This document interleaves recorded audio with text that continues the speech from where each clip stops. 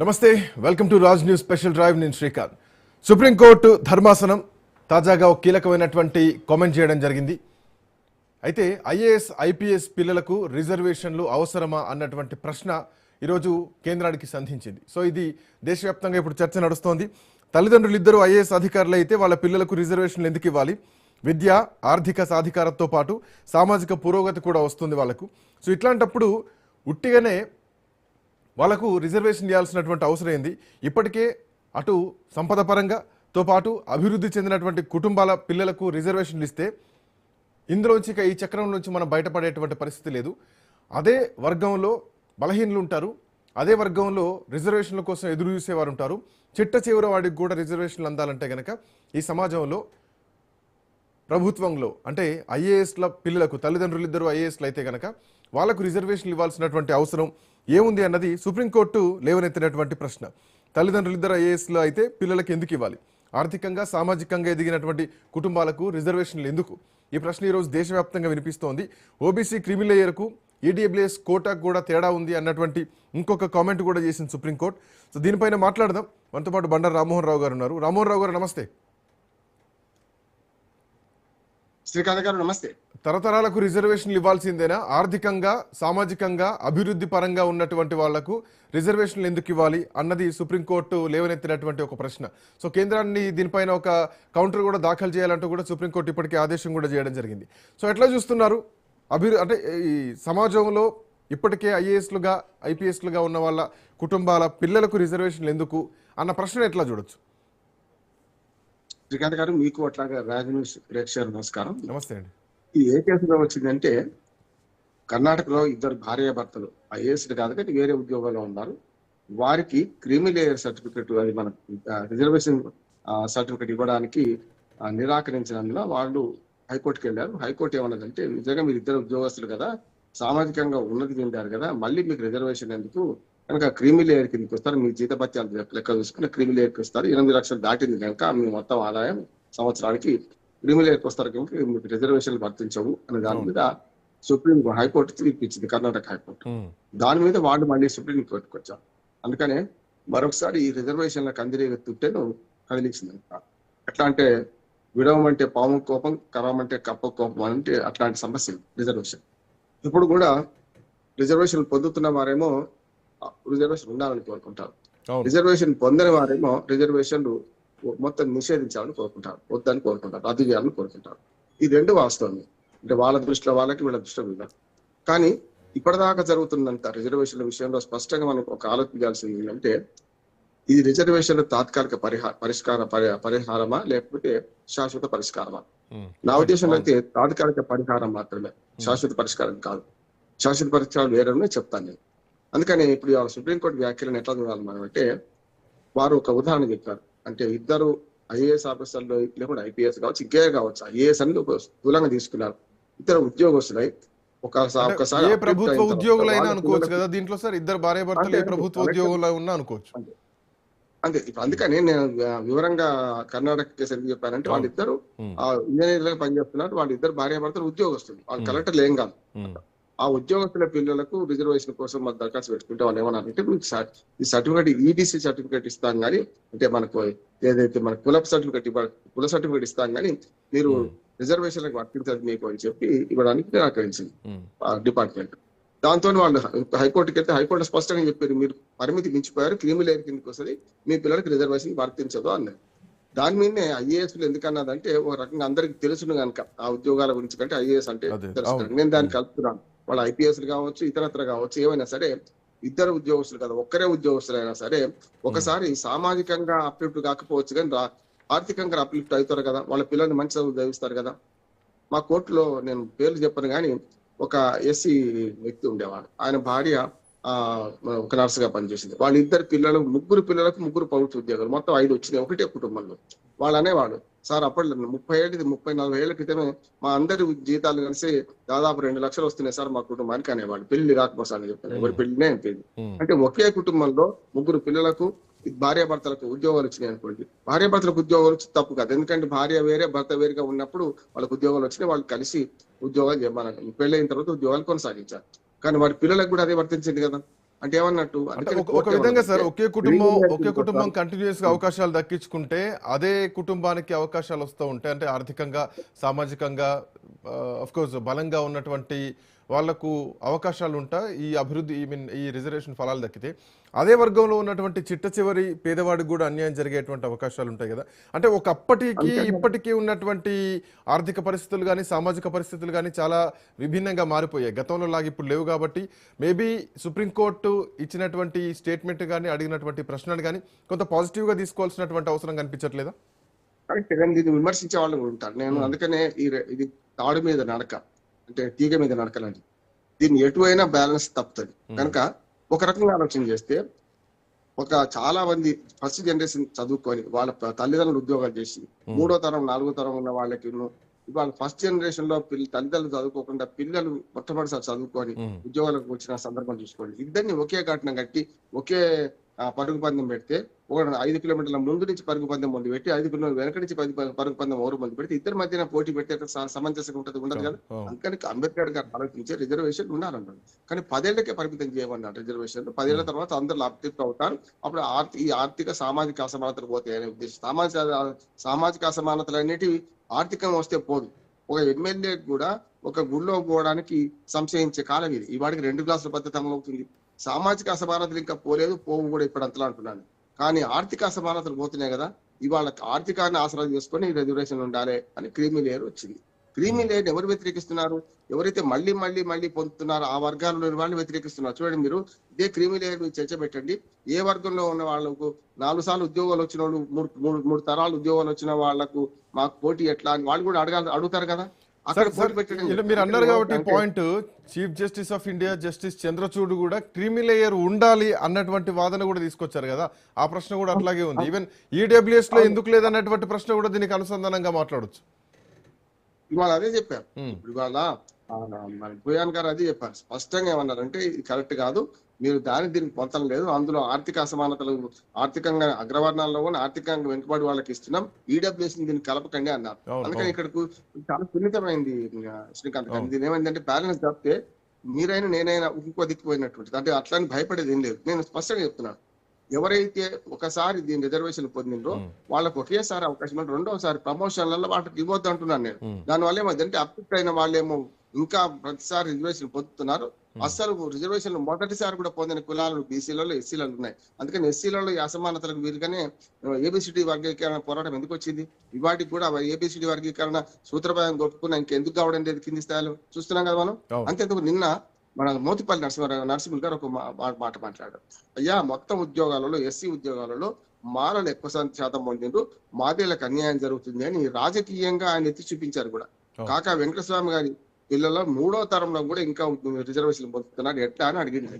నేను ఈ మాట అనకముందే నేను మొదటి అంటున్నా, బాబు జగజీవన్ రామ్ గారి కుటుంబాల్లో కూడా వరుసగా అందరు రిజర్వేషన్ పొందింది కదా. మనవడు మునుమనవరాలు కూడా ఇవాళ రిజర్వేషన్ పొందుతుంది కదా. బాబు జగజీవన్ రామ్ గారి కుటుంబంలో పొందడం ఎట్లా కరెక్ట్ కాదు.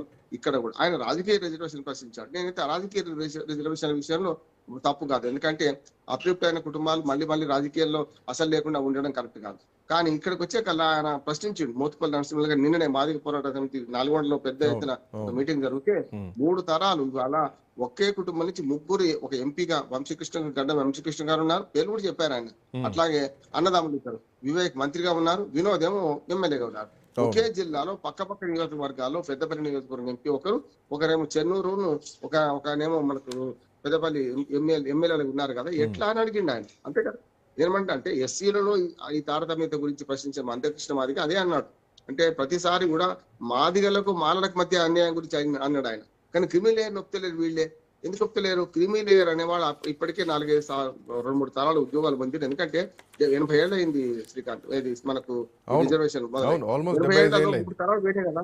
4వ తరం కూడా ఉద్యోగాలు పొందుతుంది. అందుకని ఇక్కడ ఏమైందంటే ఓటు స్పష్టంగా చెప్పింది, ఇద్దరు కానీ ఒక్కరు కానీ ఒక్కసారి ఆర్థికంగా అప్లిఫ్ట్ కాగానే ఉద్యోగాలు దొరికి చేయగానే వాళ్లకు స్వచ్ఛందంగా వదులుకోవాలని కూడా సూచన చేసింది అంటున్నారు. దానివల్ల ఏమైందంటే అదే వర్గంలోని మిగతా వాళ్ళకైతే అన్యాయం జరగకుండా ఉంటది కదా. ఇప్పుడు ఏమైతుందంటే క్రీమీ లేయర్ అంటే మీగడ లాంటిది, ఆ మీగడకే మళ్ళీ మీగడ అందుతున్నది, కానీ కింద పాలు అట్లాగే ఉంటున్నాయి అంటున్నారు. అందుకనే ఈ విషయంలో పూర్తిగా కోర్టును సమర్థించు. అయితే దీనికి నేను ఒక థియరీ చెప్తాను.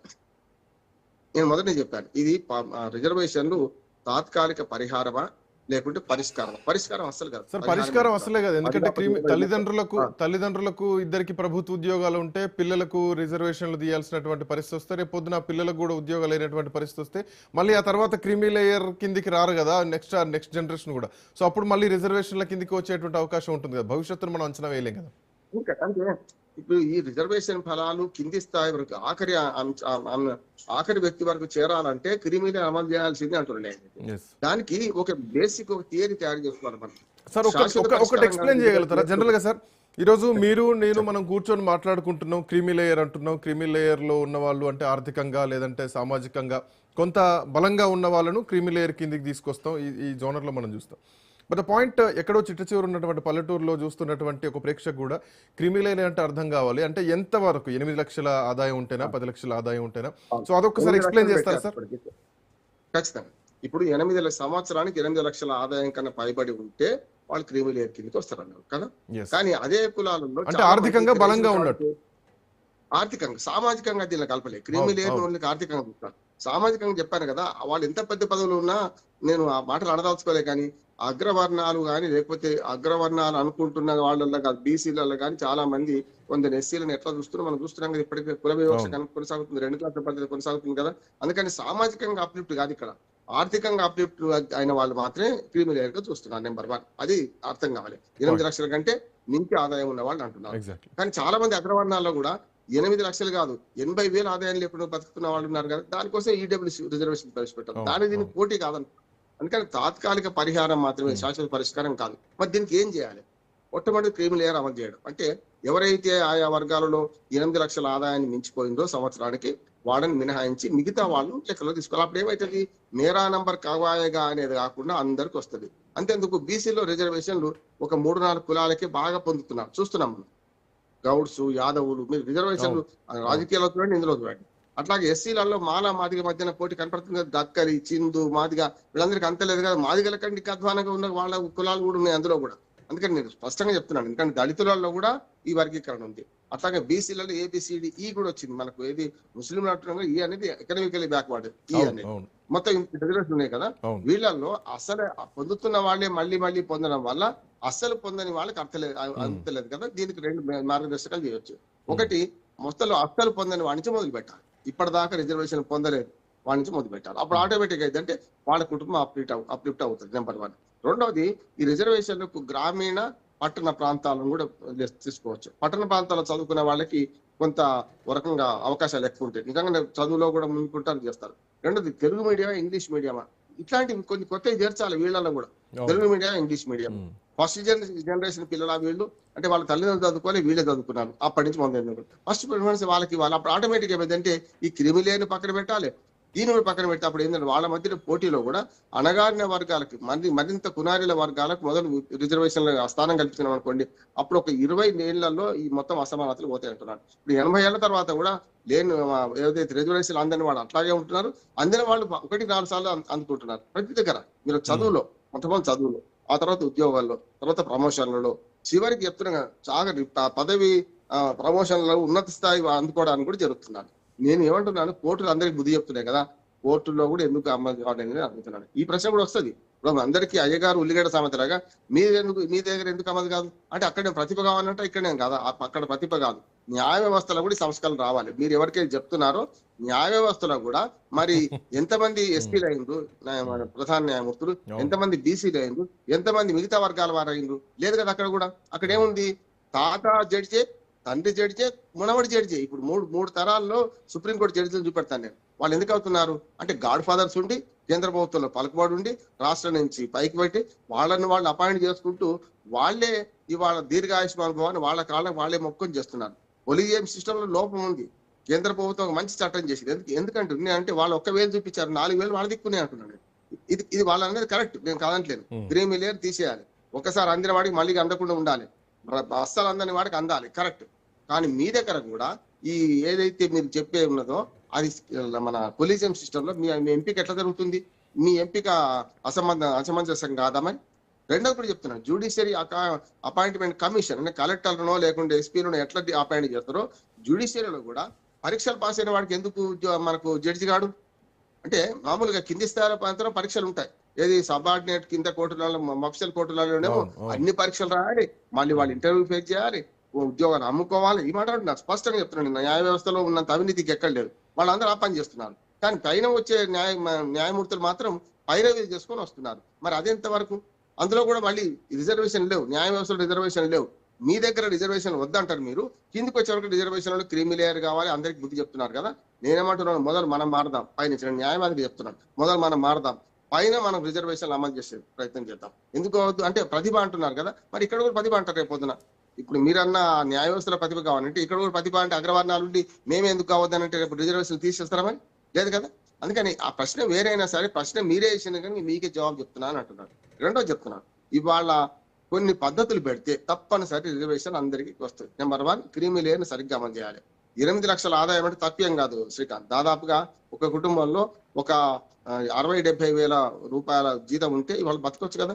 అంటే ఇద్దరు భార్య భర్తలు కాకుండా అసలు 60-70 వేల రూపాయల జీతం అనేది అటెండర్ కూడా ఉన్నది. వాళ్ళ 4th క్లాస్ ఏది రెగ్యులర్ 4th క్లాస్ పర్మనెంట్ ఎంప్లాయీకి ఉందా 60-70 వేల రూపాయలు ఈజీగా వస్తున్నాయి. టీచర్ అయితే 1,00,000 రూపాయలు దాటి వస్తున్నాయి కదా. అంటే అపాయింట్మెంట్ అప్పుడు ఉండకపోవచ్చు, కొంత 10 ఏళ్ళు సీనియారిటీ వచ్చేందుకు ఉంటాయి. మరి వీళ్ళందరూ తీసేయాలంటే వాళ్ళ దేశంలో 3,50,00,000 మంది సంఘటిత రంగంలో ఉద్యోగాలు ఉన్నాయి. సార్ దీంట్లో ఇంకొక పాయింట్ కూడా సార్, ఇంకో పాయింట్ కూడా మనం చర్చించుకోలేదు. ఎందుకంటే దేశవ్యాప్తంగా ప్రస్తుతానికి ఉద్యోగాలు అంత సఫిషియెంట్ ఏం లేవు, ఉద్యోగాలు దొరికేటువంటి పరిస్థితి లేదు. ప్రభుత్వ ఉద్యోగాలు రావాలంటే ఇక ఆకాశం వైపు ఒక చుక్క నీటి బొట్టు కోసం ఎదురు చూస్తున్నటువంటి ఆ పిక్చర్సే కనిపిస్తున్నాయి.